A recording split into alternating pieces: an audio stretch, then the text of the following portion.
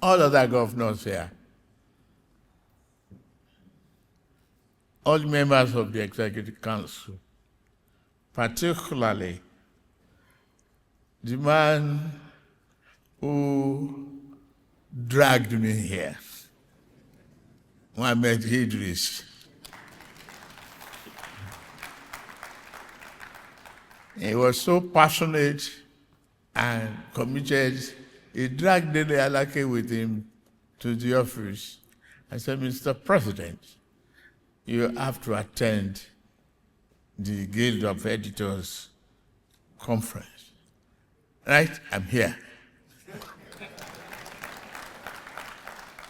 All the former state governors, leaders, members of diplomatic corps, President, Nigerian Guild of Editors, Eze Anaba, that was quite interesting. And the esteemed members of the Guild. Our royal fathers, thank you for being here and consistent inspiration to all of us in defense of our democracy and the future of this country.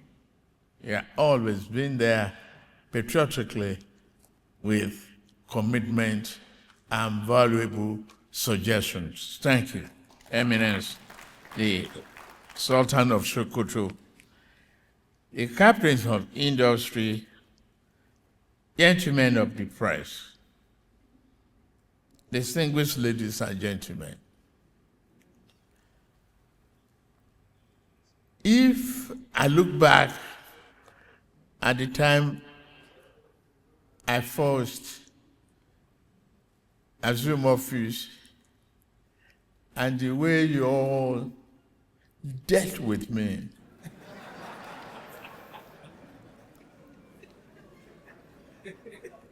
over subsidy removal, quote unquote, the floating of our exchange rate, removing the arbitrage, the corruption in the society, and the opportunity blocked against rentier economy. We should celebrate that one today.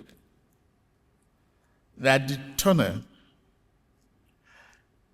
of darkness and the head wing of the economy is getting better. It is my privilege to welcome you to the State House. This is for free. It's your house. This year's annual conference of Nigerian Guild of Editors. Your presence here reflects the enduring importance of the media in shaping national direction and strengthening democratic life. I commend the leadership of the Guild for sustaining the tradition of reflection and professional engagement. The theme you have chosen, democratic governance and national cohesion, role of editors, invite us to reflect on the state of our democracy and the way in which public discourse can either strengthen or weaken the bonds that hold our nation together. This conversation is necessary as we continue to build institutions that are transparent, resilient, and trusted by our citizens. Throughout our history, journalism in Nigeria has been more than a profession. It has been an instrument of national awakening. From early newspapers that challenged the colonial injustice to the principled voices that kept hope alive during the dark days of the military dictatorship. And at this junction, I must say thank you, Aremon Segun Osoba. I thank you in that for the commitment, dedication, patriotism, and partnership that We all shared it there. The Nigerian press has stood at a critical point in our nationhood to defend reason, dignity, and progress. Many journalists endured intimidation, detention, and personal hardship in defense of the public good. Their sacrifices are part of the foundation upon which our democracy rests today.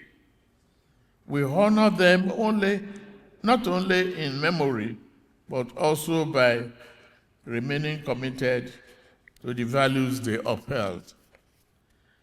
Yet, freedom secured through struggle is not self-sustaining.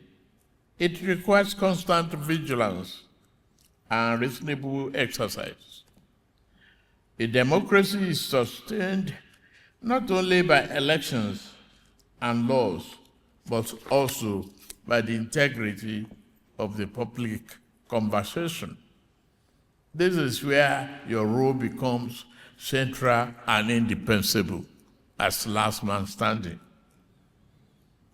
As editors and managers of the national information space, you shape narratives, you influence public understanding, you decide what becomes national focus and how our collective challenges are interpreted. The weight of that responsibility is extremely significant. It must be exercised with wisdom, fairness, and a strong sense of national duty. Nigeria is a large, as you know, and diverse country. Debate and differences are part of our reality. However, disagreement must never translate into erosion of national cohesion. Criticism, when informed and constructive, is a service to the nation. But cynicism that breeds mistrust and despair can weaken the very foundation of the society we seek to improve. The national interest must always remain paramount. We live in a time when information travels rapidly and widely. Social media has made every citizen a potential publisher. This has benefits, but it also increases the speed and scale of misinformation. Falsehood can take root before truth has time to speak. In such an environment, the editorial function is more important than ever. Verification must be your anchor. Balance must be your principle. And professional judgment must be your guide. I urge you, therefore, to continue upholding the highest standard of journalism. Report boldly, but do so truthfully. Criticize government policy, but do so with knowledge and fairness. Your aim must never be to tear down what we are building together, but to help build a better society. On our part, this administration remained committed to securing our nation, sustaining economic stability, and widening the circle of opportunity for all citizens. The reform we have undertaken have been challenging, but they are designed to place our economy on a strong and enduring footing. We have taken steps to restore macroeconomic balance, encourage investment, and build confidence. The signs of progress are visible in several sectors of the economy. Still, we know there is more work to do. and will remain focused on ensuring that growth translates into real improvement in the daily lives of all Nigerians. However, economic reforms and institutional improvement alone cannot build Nigeria we seek. Nation building requires cooperation, it requires trust, it requires a shared understanding that our future is tied together. Government has its role to play, the private sector has its role to play, civil society has its role to play, and the media has a distinct responsibility to help shape a climate of reason and unity. I ask of you, therefore, to continue to exercise that responsibility with the seriousness and honor. Let us choose clarity over confusion, responsibility over recklessness, and hope over despair. Let us remember that the stories we tell ourselves as a nation and as a people influence the country we become. I've listened to the request of the chairman of the guild. While I await the full write-up, noted that the corporate tax relief, part of the reform, VAT exemption for media tax credits, affordable loans from BOI and BBA.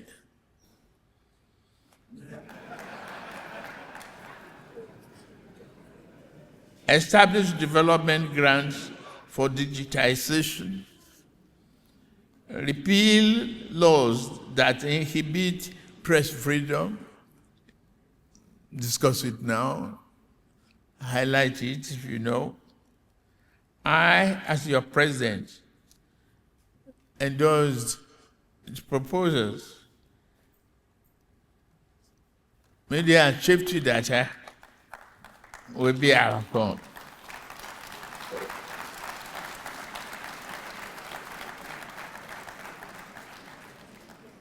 Distinguished editors, your work matters. The tone you sent in your newsroom. I watched the tone on some channels recently on Alhambra election. Before the result, you start here, vote to buy. Vote to buy. Who is selling?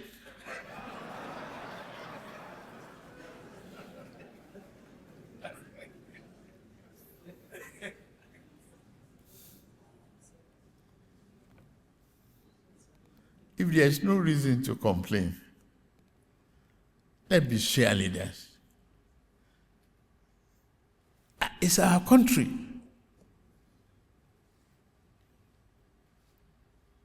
It is our country. We are going to be discussing the value charter from here. What should be worrisome to you is the image of the country you project over the outside world. How well your institution is making effort to build a nation of credibility with integrity that is required. Yeah, we may be poor. Poverty is not going to be our master. We are going to come out of it. Yes, we are challenged by terrorism, banditry, and others. We recognize that. Are we doing something about it?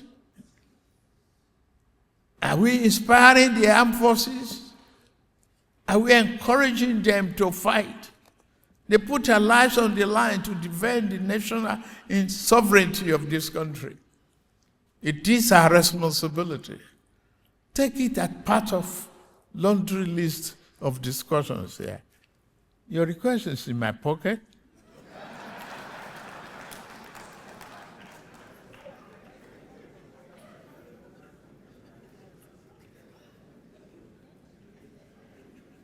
Follow up as I wish you a constructive, thoughtful, and fruitful deliberations. I look forward to the outcome of your discussions. Thank you. God bless the Federal Republic of Nigeria. I declare the conference open. Basic importance of the media in nation building and in deepening democratic governance. Indeed, this gathering reflects our collective resolve to ensure that the media remains the cornerstone of Nigeria's democracy. As we gather here, under the banner of the Nigerian Guild of Editors, it is fitting that we pay tribute to those whose foresight bettered this noble initiative. Permit me to make special mention of Malam Baba Dantiye, MON, MNI, FNGE. He was the president of the Guild in 2004 when this idea of holding an annual editors conference was better. Malam, thank you very much. What began as a modest idea in 2004 has now grown into a national institution, a vital forum where editors from across the country converge to exchange ideas, examine issues of governance, and contribute to shaping the direction of our great nation. I wish to acknowledge with deep gratitude all past presidents of our guild who have sustained this tradition of annual reflection and engagement. The theme of this year's conference, Democratic Governance and National Cohesion, the role of editors, could not have been more timely. Our democracy, though resilient, continues to be tested by insecurity, economic hardship, misinformation, and declining public trust in institutions and government officials' intolerance sometimes to press freedom. In such times, the role of editors becomes even more critical. As custodians of information and interpreters of events, editors shape public opinion and set the tone of national conversation. Our decisions, what we publish, how we frame stories, and the voices we amplify have far-reaching implications for democracy and unity. Democratic governance flourishes only when citizens are well-informed and when the media acts as a credible, independent watchdog. Editors must therefore defend the sanctity of truth, insist on transparency, and hold power to account, not as adversaries of government, but as constructive partners in the pursuit of national progress. Similarly, national cohesion requires that we rise above divisions and use our platforms to promote understanding, tolerance, and shared values. The pen must never become an instrument of division or hate, but a tool for healing and bridge building. Our editorial judgment must always reflect balance, fairness, and patriotism. The media is recognized constitutionally as the fourth estate of the realm. Under Chapter 2, Chapter 2, Section 22 of the Constitution empowers the media to uphold the fundamental objectives of state principles and hold government accountable to the people. The media is also a veritable development partner. But for it to work effectively and perform its role, Mr. President, sir, the media must survive as a business. Without economic sustainability, our constitutional and social responsibilities become ineffectual. Therefore, we seek legislative and executive assistance to help balance our business, to make our businesses viable with our public duty. Your Excellency, Mr. President, the media today is distressed. Most newspapers, television houses cannot pay salaries. Not because they're not doing well, Your Excellency. It's because the components to perform their duty, the cost of producing them is prohibitive. Let me share with you, Your Excellency, the one I'm most comfortable with. I'm a newspaper editor. I work with the Vanguard. A ton of newsprint in Nigeria today costs 1.3, 1.4 million. And it lasts just 1 or 2 days. And if a newspaper is to survive in a month, Your Excellency, buying newspaper alone wipes out all the profits. We're not even talking about other components, which are all dollarized and imported. We're talking about ink, we're talking about plates. I will go to the broadcast sector later. At the end of the day, Your Excellency, your government has been working so hard to provide jobs for the people. If the media cannot keep jobs by paying people their salary, they cannot help our democracy. So that's why we are happy you are here, Your Excellency, to help us intervene to save the media industry. And we have a couple of ideas which we want to put before Your Excellency today. I will share them with you, sir.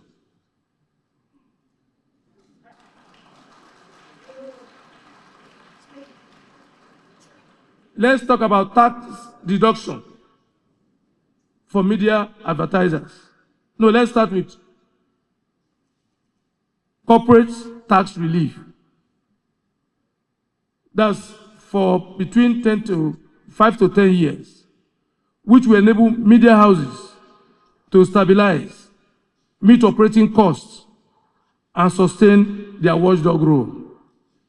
Number 2, sir, VAT exemption. In recognition of its social responsibility role, the media should be exempted from VAT on essential tools and equipment, a practice already in place.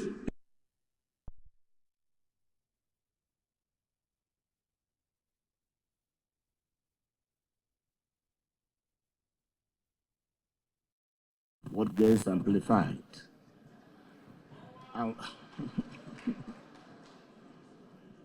What gets amplified and what fades into silence.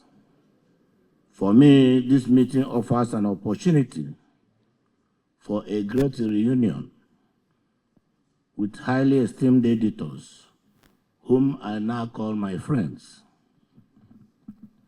Given my frequent interface with you, even before the election of this current executive, I suspect that you may one day consider making me a fellow of the guild.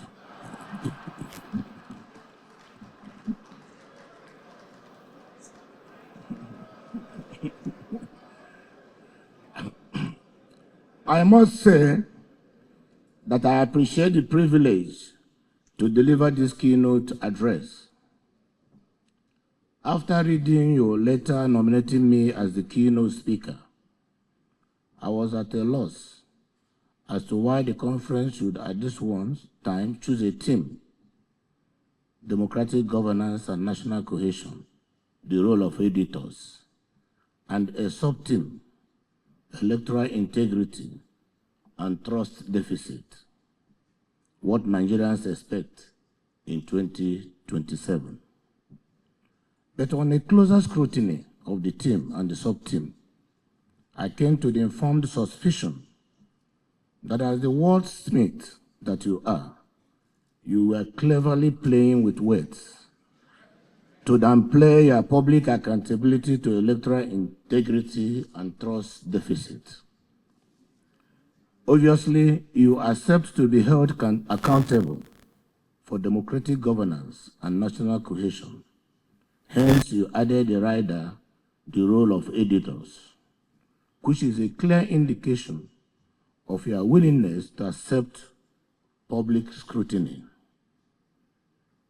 But you cleverly evaded that rider in the sub-team, electoral integrity and trust deficit. What Nigerians expect in 2027, that was very, very smart of you. But I have news for you. I will not let you escape accountability for electoral integrity and trust deficit and what Nigerians expect in 2027. Here is why. If you have a role to play in democratic governance and national cohesion, then you also have a role to play in electoral integrity and trust deficit. Because without electoral integrity, there can be no democracy. Electoral integrity begets democracy, and democracy begets good governance, and good governance fast-tracks the exorcism of trust deficit. In all of this, your role as facilitator, amplifier, or catalyst is key. Your reports and comments paint a picture of tomorrow. Therefore, the picture you paint of 2027 is what Nigerians should expect. So I hold it to be true that as editors, you should be held accountable for both the team and the sub-team. And since you asked me to speak on the team and the sub-team, I have used the privilege you conferred on me to come up with a hybrid lecture topic. So for me, my keynote topic today is 2027, Editors as Catalyst of Democracy, National Cohesion, and Electoral Integrity. I do not doubt that you will agree with me that in the context of this conference, there can be no better description of your role as editors. As I proceed with my speech, you will find more reasons to agree with my position.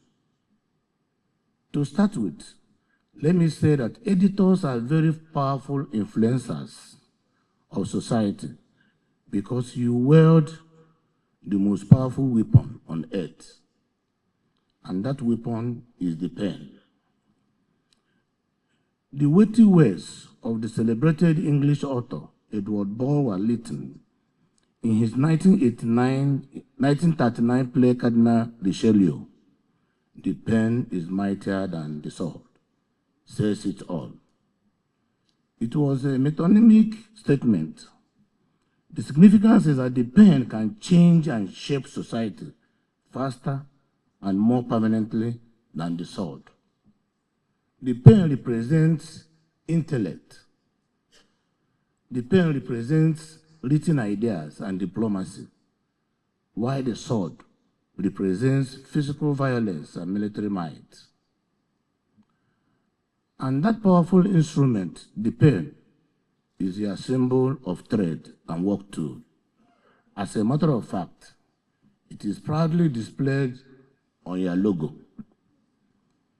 I know that as editors, you will be quick to remind me that as powerful as your pen may be, you are professionally restrained from giving impartial and objective reports of events, and that you are not participants in the events. That is one side of the coin. The other side is contained in the providential ways of Stephen Ward, a leading scholar of journalism ethics, who reminds us that journalism objectivity is both an epistemic and an ethical principle. Epistemologically, it is part of the pursuit of knowledge. Ethically, it is a moral requirement. But objectivity is not simply neutrality. It is not the mechanical transcription of events, as if such transcriptions were even possible. Every editorial choice, what story leads, which voice gets prominence, which narrative dominates, is interpretative. Objectivity, properly understood, carries a solemn responsibility. It must be calibrated by overriding consideration of national cohesion and editorial integrity. When your editorial framing treats every electoral challenge as evidence of systemic fraud, rather than contextualizing it within an imperfect but improving process, you are not being objective. You are making a choice, and that choice has consequences. So as I speak today about editorial responsibility, I am not asking you to abandon objectivity. I'm asking you to practice it at its highest level, and that is accuracy over speed, verification over virality, and context over clickbait. Does that amount to restriction? The answer is no. On the contrary, it is a call to rigor. The powers editors wield, what editors actually do is akin to a pastoral duty. You decide what becomes urgent and what disappears. You choose the lens through which millions of Nigerians see their country, see their leaders, and even see each other. That is how the media is structured. A policy shift is either government U-turn or strategic adaptation. A land border closure is either economic protectionism, impoverishing the people, or national security imperative. Same facts, different frames, entirely different public perception. The 2023 elections demonstrated this better than any example I can conjure. Editorial choices shaped how Nigerians expressed and experienced that election. Not just what they knew, but how they felt about its legitimacy. Some newsrooms framed every electoral challenge as evidence of systemic fraud. Others emphasized resilience and reform.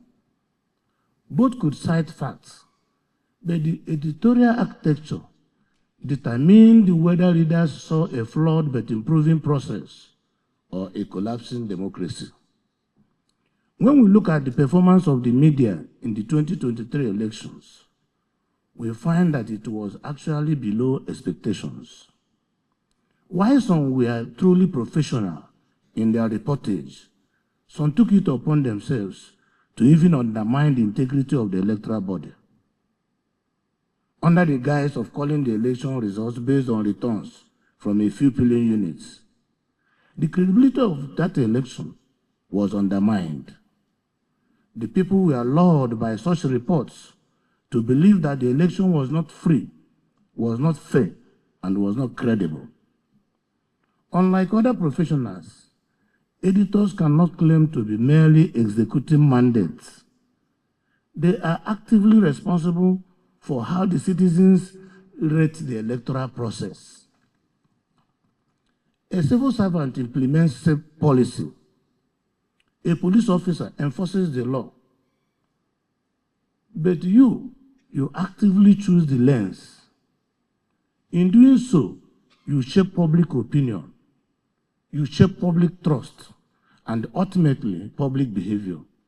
That is the power you wield. The question is whether you are wielding it with the weight it deserves.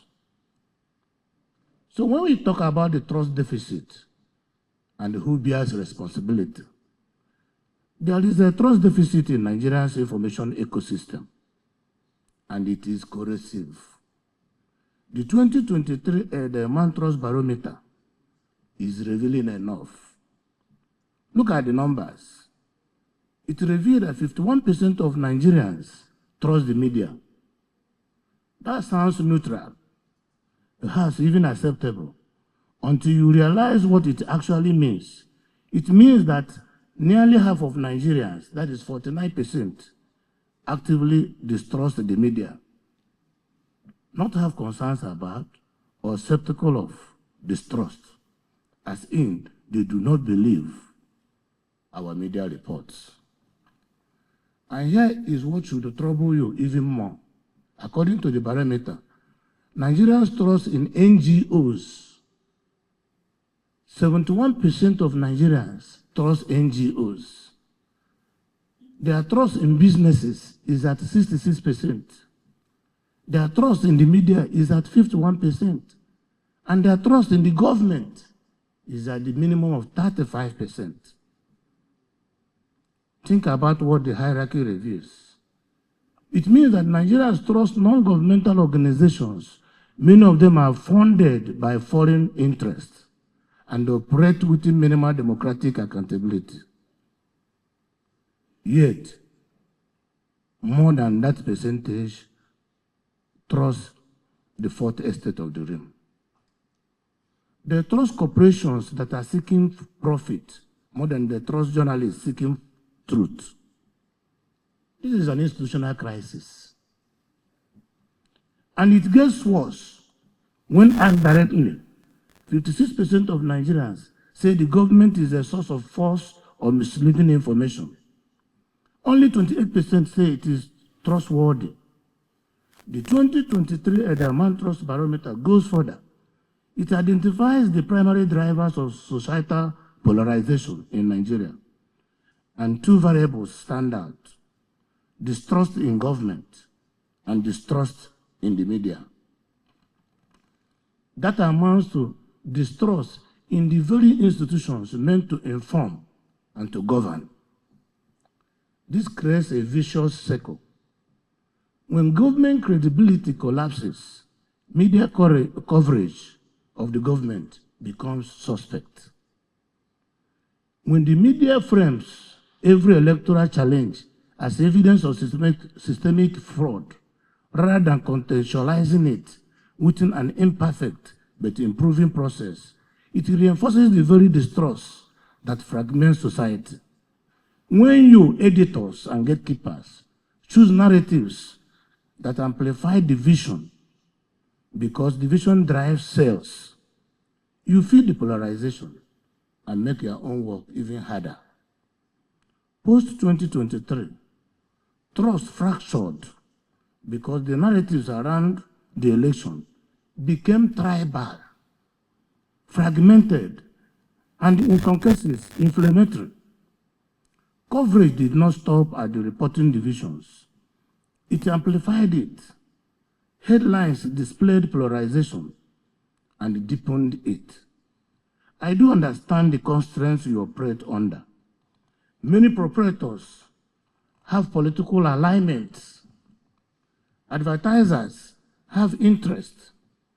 Engagement metrics reward sensationalism.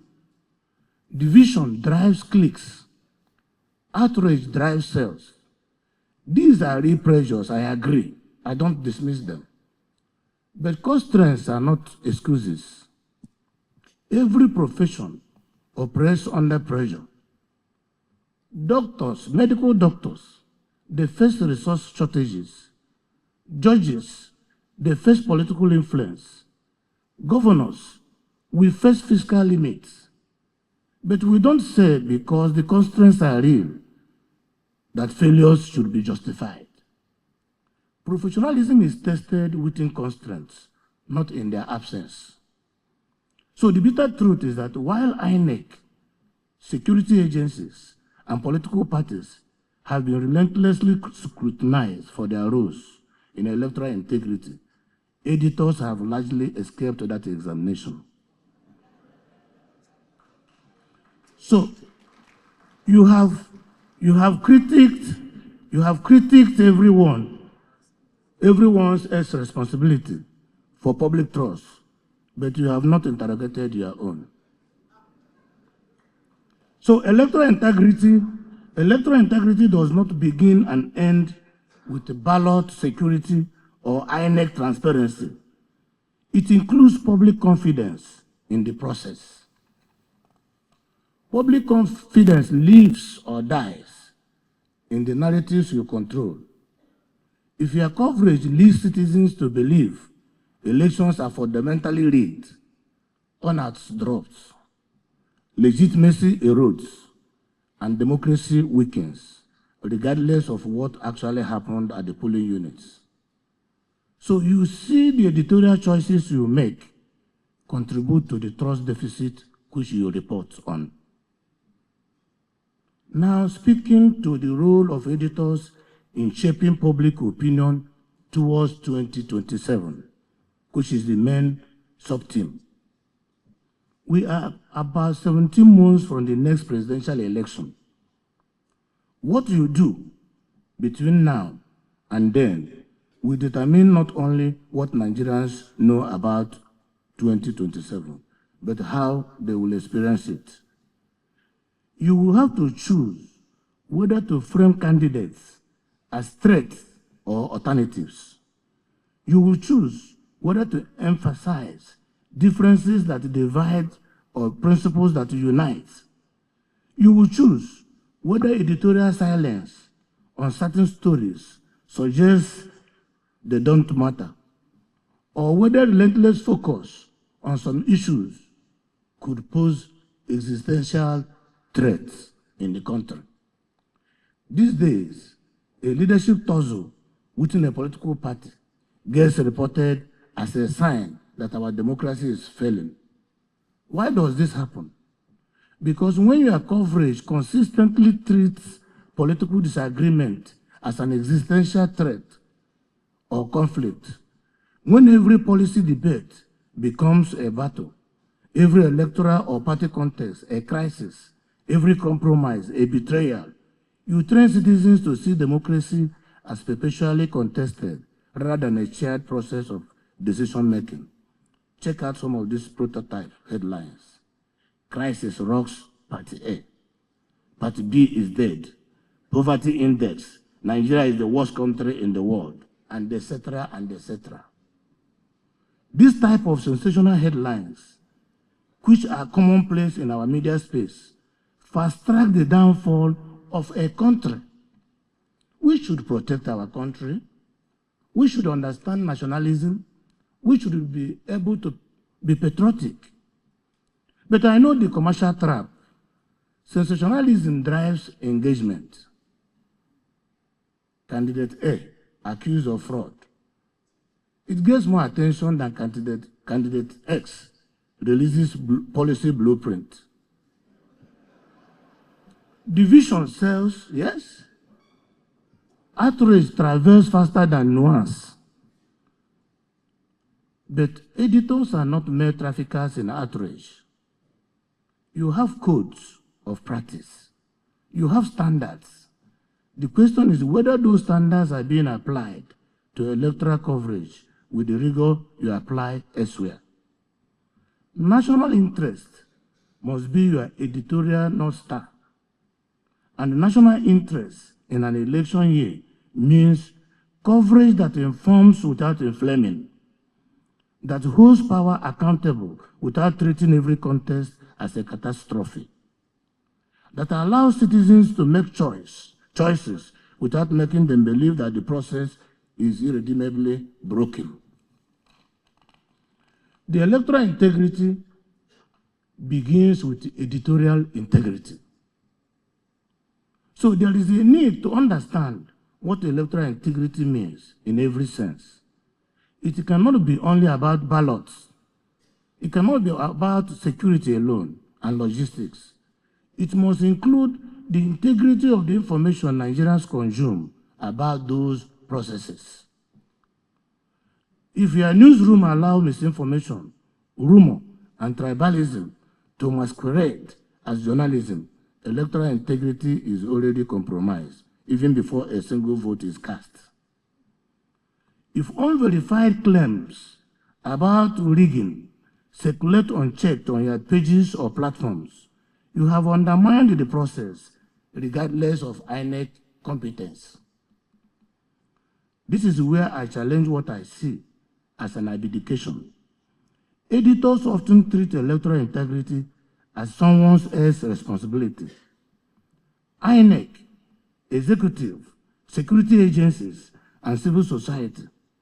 But it is yours too. That is why I am happy with the lecture topic you gave to me. Arguably, you have more powers to shape it than most other actors because you shape the information environment in which citizens form opinions and reach judgments. Answer these questions in your heart, and you will get closer to the truth. Do you know as a professional,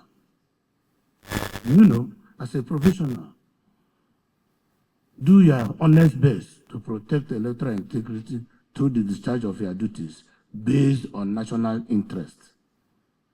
Have commercial, political, or proprietary considerations sometimes informed your editorial choices?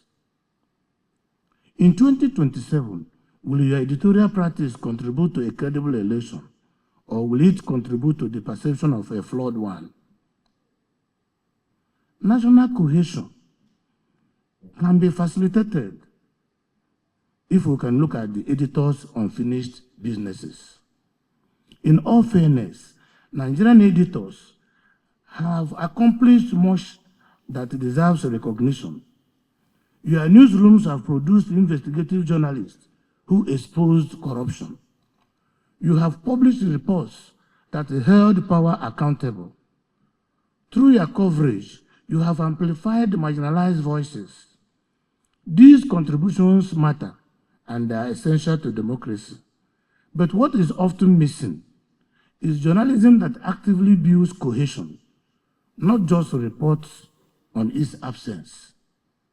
There is a difference between neutrality or neutrally documenting division and actively choosing narratives that remind Nigerians of shared values, shared stakes, and a shared future. You report on ethnic tension, regional disparities, and religious conflicts, as you should. But how often do your editorial choices highlight what binds us together rather than what divides us? When you choose to run northern leaders, reject southern candidates as your banner, instead of consensus forms around the economic agenda, for instance, you have made a choice about what matters. That choice shapes whether readers and listeners see politics as a tribal contest or a democratic process. So the reality heading into 2027 is that elections are won and lost, not only on policies or candidates, but on whether voters believe that the outcome will be legitimate. That belief is shaped by whether they have been hearing fragmented tribal narratives or cohesive nation-building ones. And that is an editorial choice you make every day. Let me give you a concrete example of what editorial integrity in the service of national cohesion looks like. Most recent reports indicate that Nigeria's $2.35 billion Eurobond was oversubscribed by $10.65 billion. That is 453% oversubscription. The Nigerian Stock Exchange recorded 2.7 trillion naira in transactions in the first 4 months of 2025, which is a 43% increase year on year. Foreign portfolio investment surged to 162%. Sovereign Investment Authority now holds an asset worth of 4.42 trillion naira. Our GDP grew by 4.23% the highest in a decade. These are real market outcomes. Investors do not oversubscribe bonds out of sentiment. They do so because they expect returns, and returns require stability and policy coherence. President Bola Ahmed Tinubu's economic reforms are clearly generating the confidence that is producing these investment fostering results.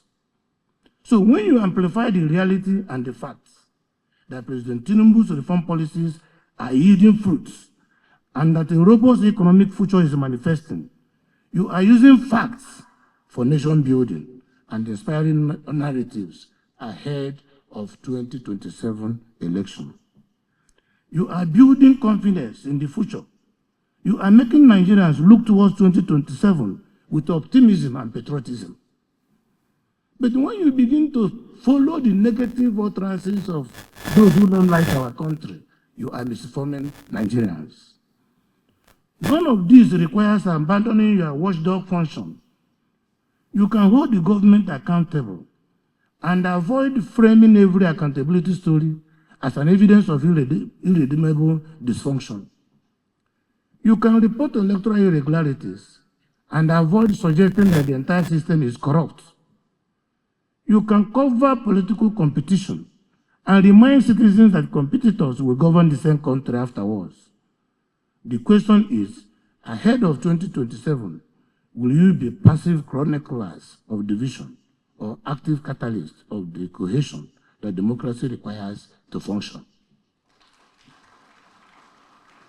In closing, Your Excellencies, distinguished editors, ladies and gentlemen, let me say this as part of my closing remarks. The administration of President Bola Ahmed Tinubu understands what is at stake. His presence at this conference is a huge statement of priority. When a sitting president dedicates time to a gathering of editors and communication professionals, it signals that the battle against disinformation and the project of national cohesion are treated as a matter of national importance. Besides, the president has backed the commitment with structure. The support and establishment of multiple strategic communication channels, from not only the National Orientation Agency to the weekly ministerial briefings series, reflect a systematic effort to ensure that the government does not cede the information space to speculation and rumor. There are transparency mechanisms designed to ensure that policy decisions are explained, defended, and open to scrutiny. You are not spectators in 2027. You are active participants. You are catalysts and facilitators. Whether you acknowledge it or not, the narratives you shape between now and the election will determine whether Nigerians approach 2027 with hope or cynicism,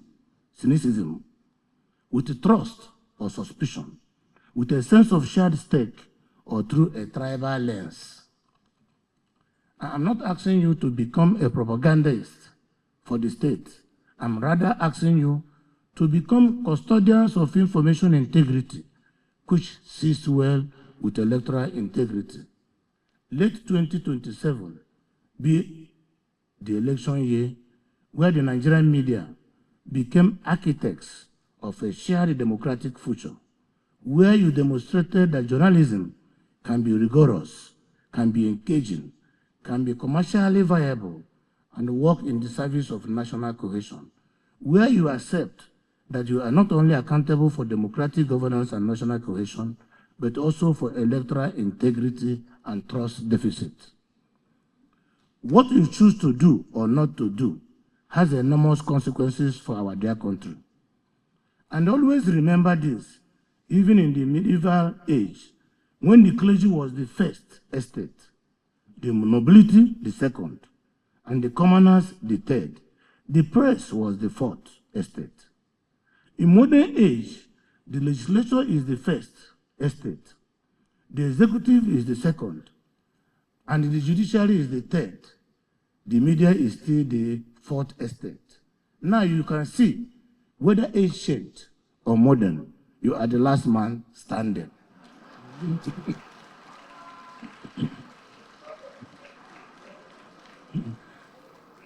Therefore, as the saying goes, the goldfish has no hiding place. So just know that history is waiting to critique the role, not just of the first, nor the second and third estates, but the fourth estate as well, on how they did or failed to do in 2027 and the run-up thereto. It will help to make or mar Nigeria. The choice is ours in this room. I want to thank you for the privilege of listening to me. May God Almighty bless all of us. I wish you a successful convention. Thank you. Your Excellency, the Governor of Kogi State, our Royal Fathers, my colleagues, the Honorable Minister of Solid Minerals, Editor Emeritus, Mr. Dele Alake, Special Advisors to the President, Mr. Bayo Naluga and Chief Sunday Dare, Senior Special Assistants, I can see Chunde Rahman, Abdulaziz, Malam Tope Ajayi,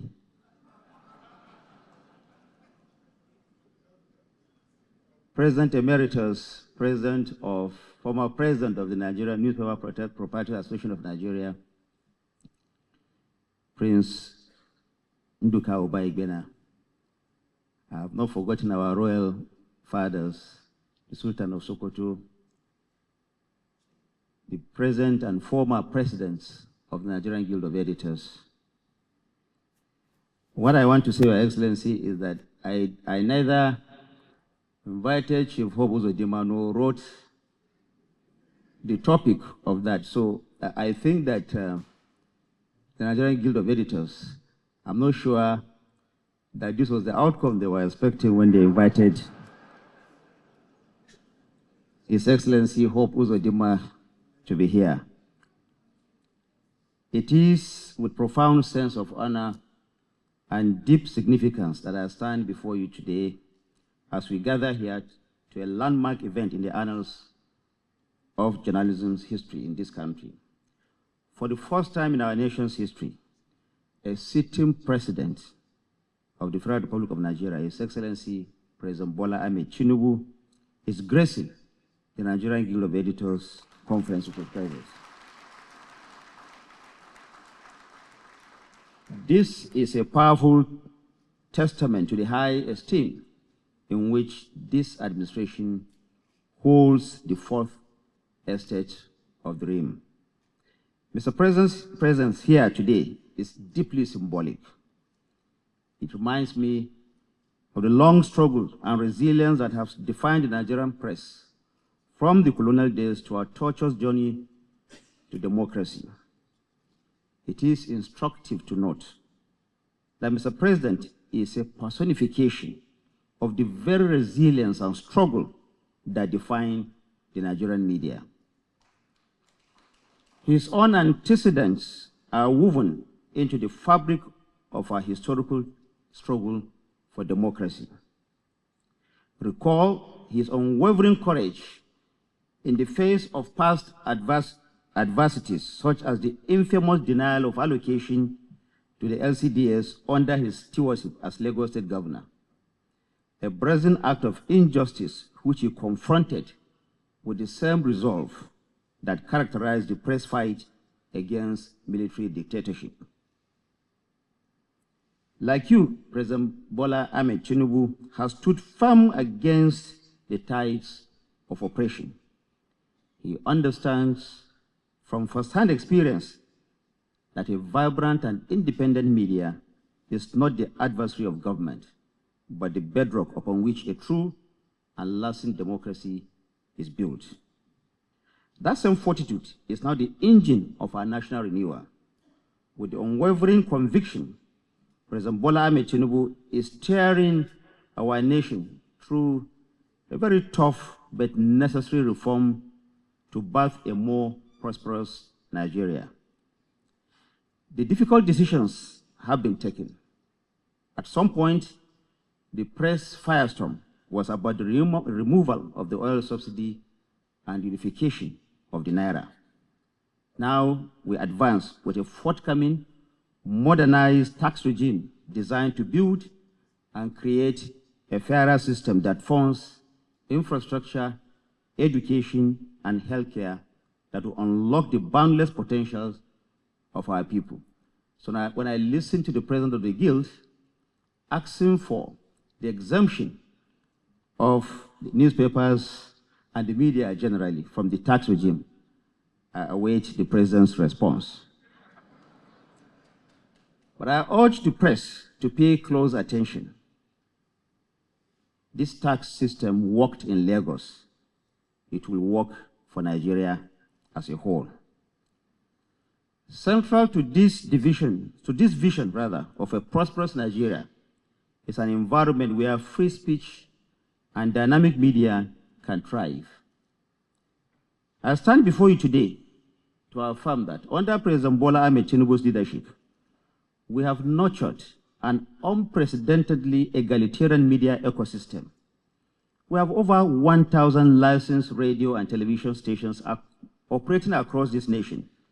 It is significant to note that not a single one has been threatened, gagged, or shut down by the government for expressing whatever views it holds.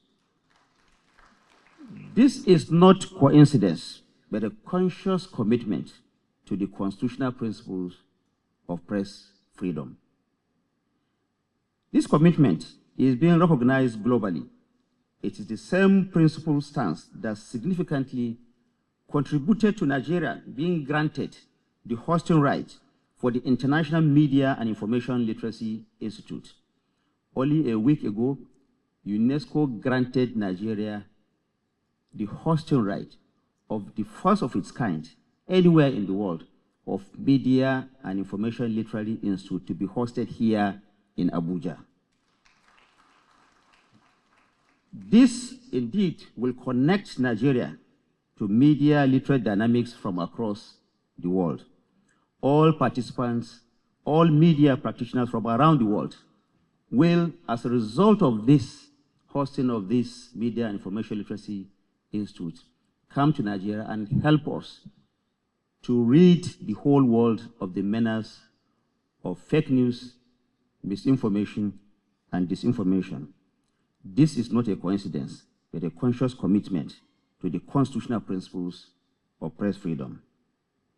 Therefore, as we deliberate here today, I charge you, my colleagues, to see yourselves as essential partners in national renewal. The government of President Bola Ahmed Tinubu has demonstrated its faith in you through his actions, not just his words. We invite you, therefore, to engage, to critique constructively, and to report with utmost responsibility that demands your participation at this moment of our history. The best editor is the one that knows what not to report. Let us work together to tell the Nigerian story with balance, with truth, and with an unyielding belief in the promise of our great nation. Let us know that media and information literacy are essential in the construction of any viable democracy. We have to report with responsibility, but also with a greater sense of patriotism. You have heard from the governor of Imo State. The only person standing in this democratic journey that has not changed is the media, the fourth estate of the realm. Therefore, let this last man standing continue to stand in defense of our democracy. Thank you very much for listening. God bless the Federal Republic of Nigeria.